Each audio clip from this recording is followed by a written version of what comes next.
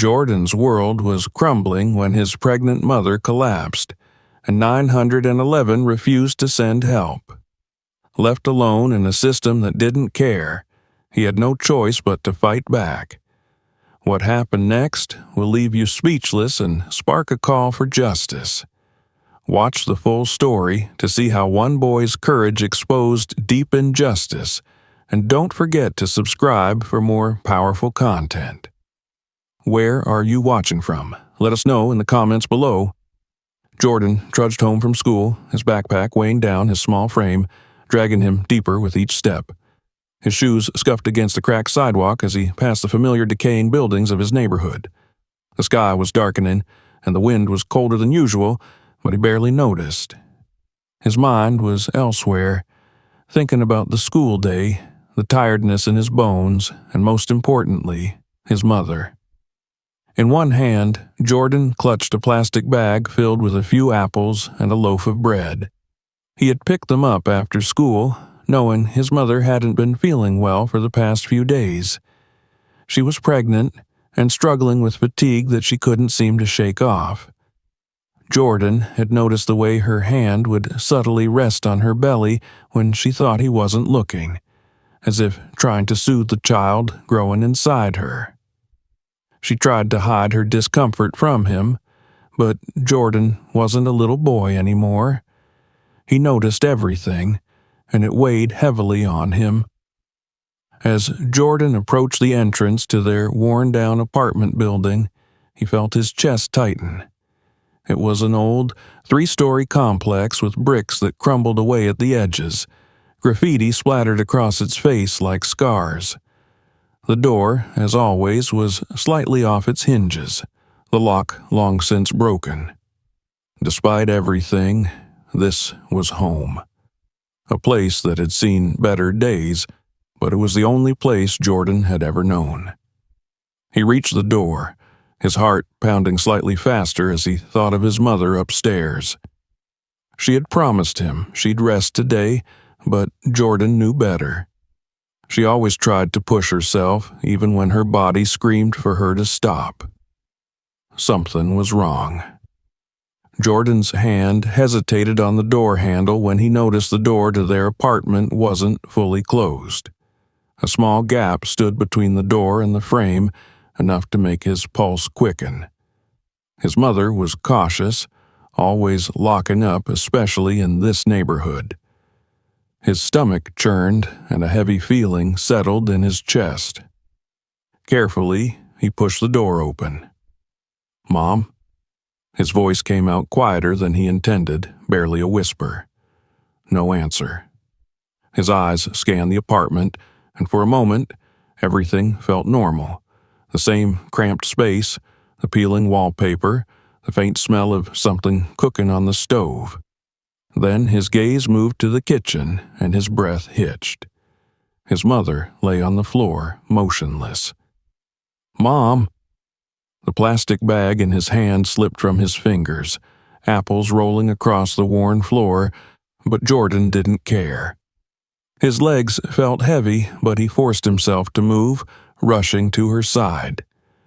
His knees hit the floor with a painful thud as he knelt beside her, his hands trembling as he reached out to touch her face. Her skin was cold, and her chest rose and fell in shallow, uneven breaths. "Mom," he whispered again, his voice shaking. "Please, wake up." But she didn't stir. Panic surged through Jordan, tightening his throat and making it hard to think. He didn't know what to do. His mind raced, scrambling to remember anything useful, anything he'd learned at school about what to do in an emergency.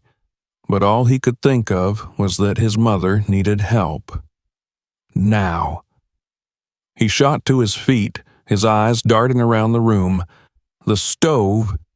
He rushed over and turned off the burner where a pot of soup had begun to boil over, the liquid sizzling against the hot surface. The last thing they needed was a fire. He turned back to his mother, his mind reeling. He had to call for help. He needed to call 911. Jordan ran to the small table by the couch where his mother usually kept her phone, but it wasn't there. Frantically, he began searching, knocking over papers, pushing aside anything in his way. Then he remembered. Her phone was charging in the bedroom. His heart pounded in his ears as he dashed into the small bedroom they shared, grabbed the phone, and dialed 911 with trembling hands. The ringing seemed to last forever before a voice finally answered. 911, what's your emergency? My mom, she's unconscious. She's pregnant and she's not waking up. Please, you have to send someone. Jordan's voice shook as he spoke, fear and desperation clear in every word. There was a pause on the other end of the line. What's your location, sweetie? 2312 Brownstone Avenue, apartment 204, Jordan said, his voice rising with panic. Please, hurry. Another pause, longer this time. 2312 Brownstone. That's in the east side, right? The operator asked, her tone shifting slightly, becoming colder. Yes, please. We need help. Jordan's heart pounded in his chest, each beat feeling like it was echoing louder and louder. The operator's next words sent a chill down his spine. And does your mother use any substances? Any drugs in the house? Jordan blinked, confused. No, she's just sick. She's pregnant and she passed out. Please, she needs help. The operator sighed audibly, the sound sending a wave of dread through him. Look, honey, calls from that area take a while to get to. Our units are spread thin, and we prioritize the most urgent cases. Jordan's breath caught in his throat. But this is urgent. She's barely breathing. Please. Another long silence followed. When the operator spoke again, her voice was distant, almost condescending. In places like that, people need to learn to handle things themselves. We'll get someone there when we can. Just hold on. And then the line went dead. Jordan stood frozen, staring at the phone in his hand. His hands shook, and his chest felt tight as though it was being crushed by an invisible weight. How could they do this? How could they leave his mom like this? Tears burned in his eyes, but he blinked them away. He couldn't afford to cry right now. He had to do something. Jordan rushed back to his mother's side, kneeling down again. He reached for her hand, holding it tightly in his own, feeling the coldness of her skin against his warm fingers. Her breathing was faint, but it was there. She was still alive. His mind raced. He couldn't wait for help. He needed to get more help. He couldn't do this alone. Without another thought, Jordan ran out of the apartment and began knocking on doors. Please, he called out, his voice cracking. My mom, she's unconscious. They won't send anyone. Please help. Door after door stayed closed, until finally, at the third door, it creaked open, revealing Miss Jenny, their elderly neighbor, peeking out with worry in her eyes. What's wrong, baby? She asked softly. Jordan's voice broke as he gasped for breath. It's my mom. She passed out, and they won't send help. Please, can you call again? Miss Jenny's face tightened with concern, and she nodded. Of course, baby. Of course. Jordan followed her into her apartment, pacing anxiously as she picked up her old landline phone and dialed 911. He listened as she explained the situation, her voice calm but strained. But as she hung up, her face told him everything. They said the same thing, baby, she said softly, shaking her head. It'll be a while. Jordan felt the last thread of hope slipping away. His mother was lying there, barely breathing, and no one was coming. Jordan stood frozen in Miss Jenny's apartment, feeling the walls of the world closing in around him. His heart pounded so loud in his chest that he thought it might burst. They wouldn't send help. Not now. Maybe not ever. His mother's life hung in the balance, and the people who were supposed to protect and serve didn't care enough to come. The weight of that reality bore down on him like a heavy stone. Miss Jenny's words echoed in his mind, confirming his worst fear. No one was coming, not soon enough to make a difference. His mother could die before they even arrived. Jordan rushed back into his apartment, his shoes slapping against the worn carpet of the hallway. His breath came in short, sharp bursts, each one a painful reminder of the ticking clock. His mother's breathing was still faint and uneven, her face pale, lips parted slightly as if struggling for air. He knelt by her side, trembling, trying to think of what to do next. "You're stronger than you think, Jordan. You can handle more than you know," his mother used to say. But this? How was he supposed to handle this? His mind raced, searching for any solution, anything that could help. He couldn't just sit there and wait for her to stop breathing. He had to do something. Jordan remembered a first aid lesson from school, a brief talk about what to do if someone passed out. What was it called? The recovery position. His hands shook as he gently lifted his mother's arm, turning her onto her side as they had taught him. He tilted her head slightly back, making sure her airway was clear. He didn't know if it would help, but it was all he could think of. At least now she wasn't lying flat on her back. It was something, but it wasn't enough. Jordan's eyes darted around the room, searching for anything, any sign, any idea that could lead him to the next step. His mother was barely holding on, and the minutes ticked by like hours.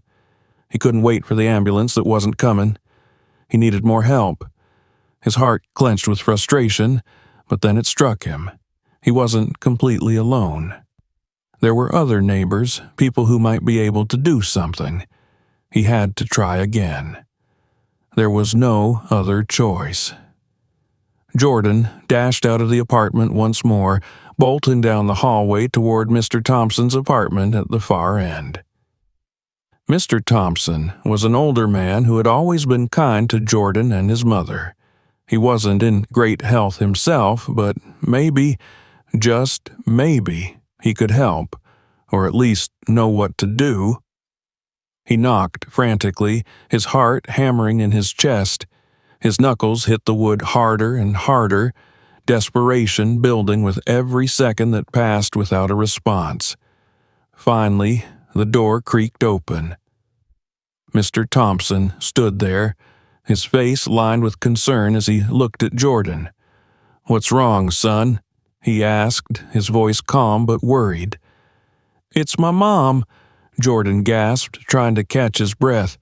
"She's unconscious, and they won't send anyone. Please, I don't know what to do. Mr. Thompson didn't need to hear any more.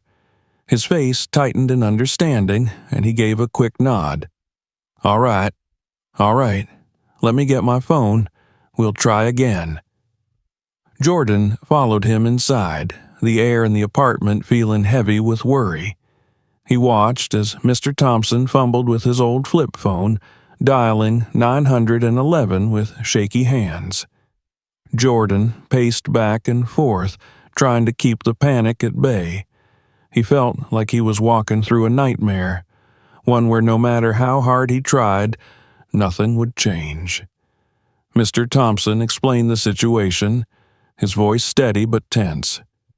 Jordan listened intently, hoping, praying, that this time it would be different. But as Mr. Thompson hung up, his expression was grim. "They said the same thing," he muttered, shaking his head. "They'll come when they can, but they're not in any hurry." Jordan clenched his fists, a wave of frustration and helplessness washing over him.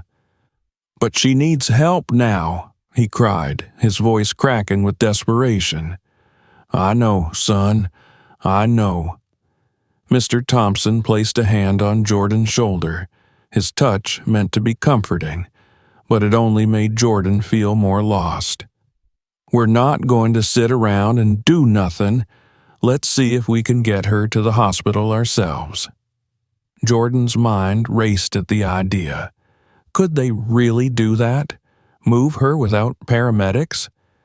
His mother was so fragile, so pale. He was terrified that any wrong movement might hurt her even more. But they didn't have time to debate. He had to act. Before they could make any concrete plan, the sound of shuffling feet and murmured voices echoed down the hallway. More of their neighbors were gathering, drawn by the commotion. Mrs. Johnson, a kind-faced middle-aged woman who lived across the hall, appeared with worry etched deep in her features.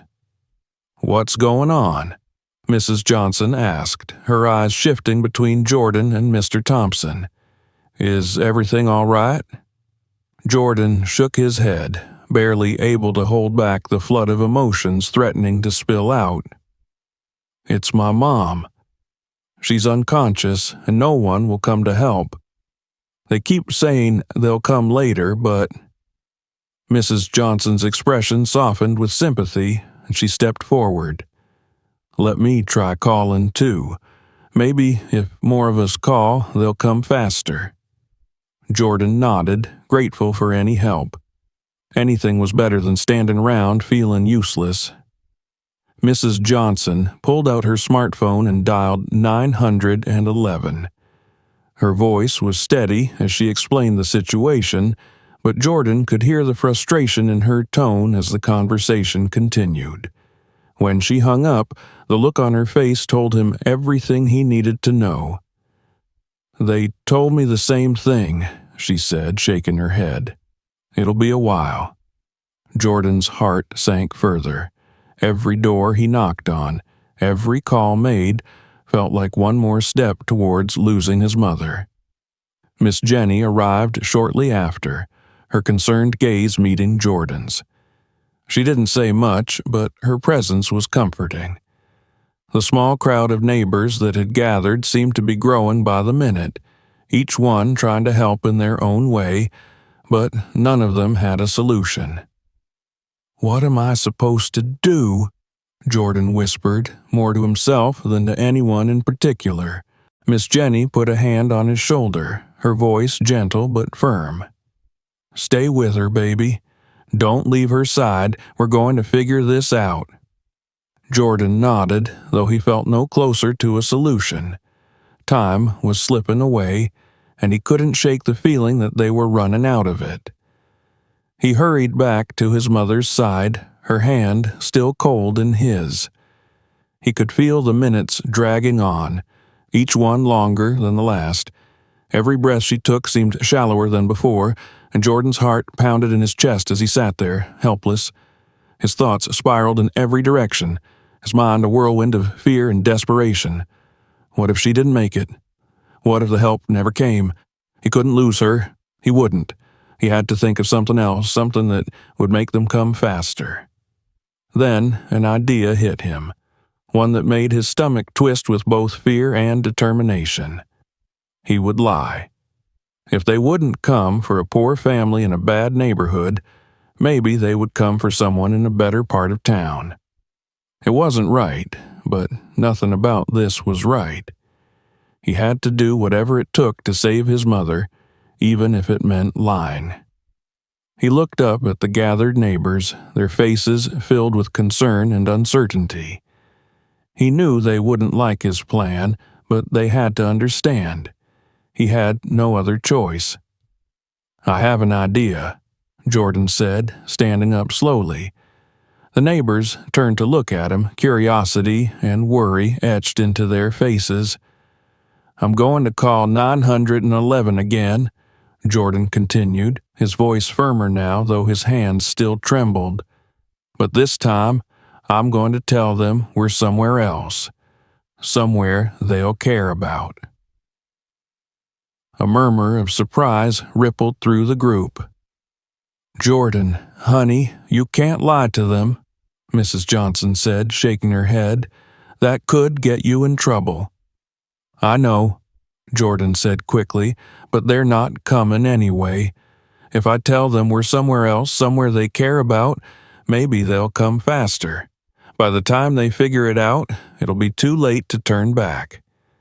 The adults exchanged worried glances, but no one argued.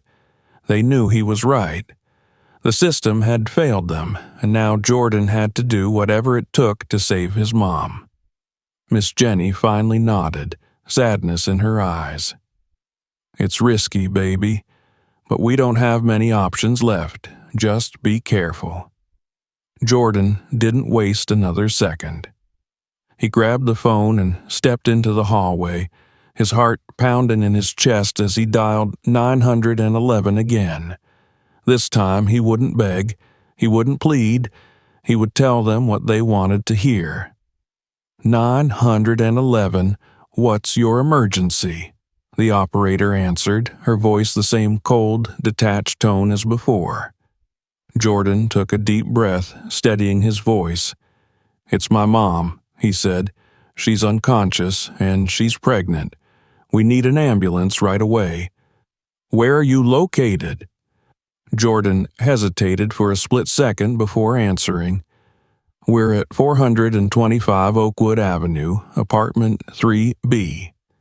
There was a pause on the other end of the line, and Jordan's heart raced, his stomach twisting into knots. He knew Oakwood Avenue was in a wealthier part of town, a place where emergency services wouldn't hesitate to respond. "All right," the operator said after a moment. "We'll dispatch an ambulance to that location right away." Relief surged through him. It had worked. Help was finally coming. But just as he let out a breath, the operator's voice sharpened. "Wait a minute. Are you sure you're at that address?" Jordan knelt beside his mother, clutching her cold hand in his. The room was filled with a heavy silence, broken only by the hushed murmurs of neighbors and the occasional shuffle of feet. He squeezed her hand, willing her to hold on just a little longer. His heart raced with fear and uncertainty, but as he watched Mrs. Johnson finish uploading the video, something inside him began to shift. "They're coming, Mom," Jordan whispered, though he wasn't sure if he was trying to reassure her or himself. "Just hold on." Moments later, Mrs. Johnson's phone buzzed. She looked at the screen and gasped. "Jordan, it's happening already," she said, her voice filled with urgency and surprise. "The video, it's spreading. People are sharing it all over." Jordan's pulse quickened. "Really?" Mrs. Johnson nodded, scrolling through her phone. "It's all over social media. People are tagging the city, news outlets. There's already talk of organizing a protest. They won't be able to ignore this." A small flicker of hope sparked inside Jordan, but it was fragile like a flame in the wind. Could it really work? Could a video finally make the world care about what was happening to his mother and to people like them? Mr. Thompson, who had been quietly watching the events unfold, stepped forward and placed a hand on Jordan's shoulder. "You've done something important here, son," he said, his voice steady. "People are paying attention. You've made sure your mom's story won't go unheard." Jordan looked at the phone again, seeing the notifications pouring in. People were watching. They were commenting, sharing, demanding action. For the first time in what felt like an eternity, Jordan felt like the weight of the world was lifting, even if just a little. His heart still ached with fear for his mother, but now it was mixed with a sense of purpose. He wasn't powerless after all. As the minutes ticked by, more neighbors arrived, drawn by the news of what was happening. Some offered words of encouragement, while others stood quietly, watching the growing momentum online. The atmosphere in the room shifted from hopelessness to cautious optimism. They had all felt invisible for so long, but now they were being seen. Suddenly, the sound of footsteps echoed in the hallway. Jordan's head snapped up, his heart pounding. Could it be? He rushed to the door, hope rising in his chest. The door swung open, and there, at last, were paramedics followed by 2 police officers. Relief surged through Jordan, but it was tempered by the memory of the indifference he had encountered earlier. The paramedics moved quickly, assessing his mother's condition and preparing her for transport. But the police officers, their cold, judgmental gazes lingered, just as they had before. One of the officers stepped forward, his tone still suspicious. "We'll be checking up on this situation," he said, looking down at Jordan. "If there's anything you haven't told us, there will be consequences." Jordan's stomach twisted, but he stood his ground, his hands trembling slightly at his sides. He wasn't going to back down now. He had fought too hard to be heard. "I've told you everything," Jordan said, his voice steady but filled with emotion. "All we want is help." The officer gave him a hard look but said nothing more. He stepped aside, and the paramedics moved Jordan's mother onto the stretcher, her breathing now more steady under the oxygen mask. As they wheeled her toward the ambulance, Mrs. Johnson placed a hand on Jordan's shoulder. "You did it, Jordan," she said softly. "Help is here. They can't ignore us anymore." Jordan watched as the paramedics loaded his mother into the back of the ambulance, the doors closing behind her. The sound of the siren filled the air, and for the first time in hours, Jordan allowed himself to breathe a little easier. But as the ambulance pulled away, he knew this was only the beginning. His mother was on her way to the hospital, but the fight wasn't over. The system was still broken, and though they had managed to get help this time, there were so many others who wouldn't be as lucky, who wouldn't have a video that went viral or neighbors willing to fight alongside them. Jordan stood in the street, watching the ambulance disappear into the distance. He glanced back at Mrs. Johnson and Mr. Thompson, then at the small group of neighbors who had gathered. They were all watching him, waiting, hoping for the same thing. "This isn't over," Jordan said quietly, but with determination in his voice. "We've got to keep fighting, for my mom and for everyone else." Mrs. Johnson nodded, her eyes filled with pride. "And we will, Jordan. You're not alone in this." The video continued to spread, drawing more attention with every passing minute. People were listening. They were speaking out, demanding answers, demanding justice. And though Jordan's journey wasn't over, he knew he had made a difference. As the sun began to set, casting long shadows over the quiet street, Jordan stood tall. His mother had always told him he was stronger than he knew, and now he believed her. The road ahead would be long, but he wasn't walking it alone anymore. Together they would fight for change. And this time, the world was watching. Thank you for watching until the end. If this story moved you, make sure to subscribe so you don't miss more powerful stories like this one. Your support helps us bring important issues to light. Let us know in the comments what you think about this story and where you're watching from. Don't stop here. Click on the next video to discover more stories that challenge perspectives. We appreciate every one of you. Thanks for your support.